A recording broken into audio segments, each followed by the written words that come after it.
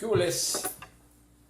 Feliz 2020 y bueno, ya de regreso después de un receso de algunas semanas en estas fiestas decembrinas. Espero que para todos este año sea de amor y salud, que es lo más importante. Vamos a hablar del caso de Genaro García Luna, el exsecretario de Seguridad Pública en el sexenio de Felipe Calderón y quien fuera titular de la Agencia Federal de Investigaciones en el de Vicente Fox. Ya habíamos hablado en el último programa, el viernes pasado, 3 de enero, se presentó ante la Corte Federal del Distrito Este en Brooklyn, Nueva York, y se declaró no culpable de los 4 delitos que le imputa el Departamento de Justicia estadounidense. 3 de conspiración para traficar cocaína a Estados Unidos y de relación con el cártel de Sinaloa, y 1 de haber mentido a los Estados Unidos cuando solicitó la ciudadanía estadounidense por naturalización. En ese momento, García Luna, con su declaración de no culpable, habría la posibilidad de que hubiera un juicio en su contra, en el cual, pues como periodista yo les puedo decir, ansiaba que ocurriera porque empezarían a surgir nombres como sarampión de políticos y expolíticos, militares, policías, en fin, todo lo que se les ocurra relacionados con el cártel de Sinaloa. Y sí, si están pensando en el del expresidente Felipe Calderón, era posible. Y ojalá, porque gracias a ese expresidente borracho, le debemos la situación de inseguridad que seguimos viviendo en México y que miles de madres no sepan en dónde se encuentran sus hijos, si fueron simplemente secuestrados, asesinados o están en algún lugar. Genaro García Luna, inmediatamente, ahora lo sabemos porque lo dio a conocer la Corte Federal del Distrito Este en Brooklyn, a través de sus abogados empezó a negociar un acuerdo con el Departamento de Justicia. Este acuerdo implica, de concretarse, que no habrá juicio, que está dispuesto a cooperar con los Estados Unidos. Su estatus, podría ser de testigo cooperante. Bajo este título, García Luna estaría dispuesto a proporcionar información al gobierno estadounidense de todo lo que sabe de narcocorrupción en México, de lo que sabe de los cárteles del narcotráfico. Lo acusan de haber sido el protector de la fracción del cártel de Sinaloa operada por Joaquín El Chapo Guzmán Loera.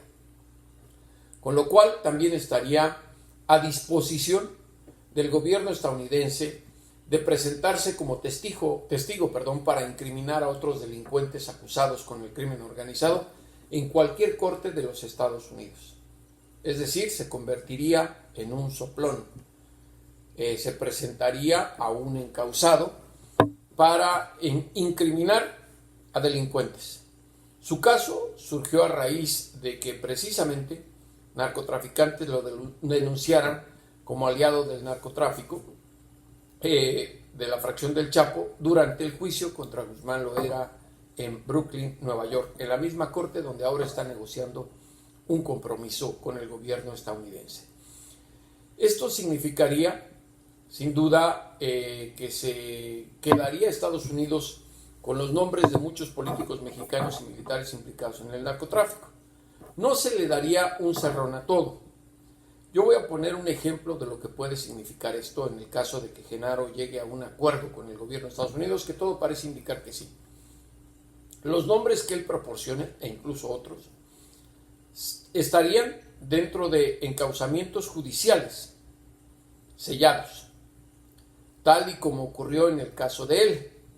Bajo esta precisión, mi recomendación a gente como el propio Calderón, Fox, o incluso lugartenientes de Genaro García Luna como Luis Cárdenas Palomino, es que se abstengan de viajar a los Estados Unidos. No sabemos si les pueden dar una sorpresita. Miren que García Luna vivía en la Florida, andaba campantemente entre México y los Estados Unidos, sin saber que ya el Departamento de Justicia andaba tras sus huesos, y ya vemos lo que ocurrió. Todo eso puede implicar el que llegue a un acuerdo García Luna con el Departamento de Justicia. Lo doblegaron, o se doblegó él al darse cuenta, en conversación supongo con sus abogados, que de ir a juicio sería declarado culpable posiblemente y enfrentaría una cadena perpetua como condena máxima o 10 años de prisión como mínima. ¿Qué le conviene? Pues lógico, un acuerdo. Con ello estaría sujeto posiblemente a la sentencia mínima de 10 años de cárcel o incluso a una más benévola de 3 a 5 años de prisión. Lógico que ahora va a traicionar a quien le convenga para sacar adelante sus propios intereses. Que se pongan a temblar muchos políticos, aunque no se den a conocer sus nombres en un juicio. Les repito, podrían estar dentro de un encauzamiento sellado que en cualquier momento se abriría en los Estados Unidos cuando las autoridades puedan corroborar que tienen información suficiente para enjuiciarlos, como pasó con el mismo García Luna. Por último, vamos a hablar de Donald Trump y esta nueva tensión que hay por lo que él ordenó la semana pasada. De manera unilateral, dio luz verde para que el Pentágono, a través de drones, disparara misiles en contra de vehículos en el que viajaba Qasem Soleimani, este general encargado de la Guardia Republicana de Irán. El gobierno de Teherán inmediatamente reaccionó tras el asesinato, diciendo que se vengaría de los Estados Unidos. Y ahora nos encontramos al filo posiblemente de una guerra, ojalá y no, porque Irán también puede reaccionar incitando a grupos extremistas islámicos a que lleven a cabo ataques terroristas en contra de intereses y objetivos de Estados Unidos. Las consecuencias ya las estamos viviendo. Aumentó el costo del petróleo y con ello el de los combustibles. Las bolsas de valores en los mercados internacionales cayeron y es posible que siga incrementando el precio del crudo. No lo sabemos. Donald Trump, con esto que está ganando, desviará un poco la atención del juicio político al que lo someterá en algún momento el Congreso Federal en la Cámara de Senadores.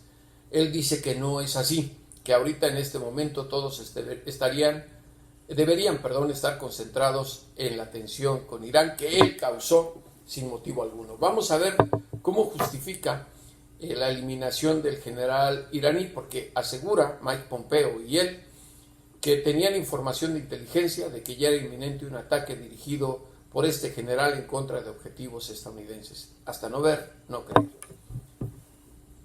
Hasta la próxima.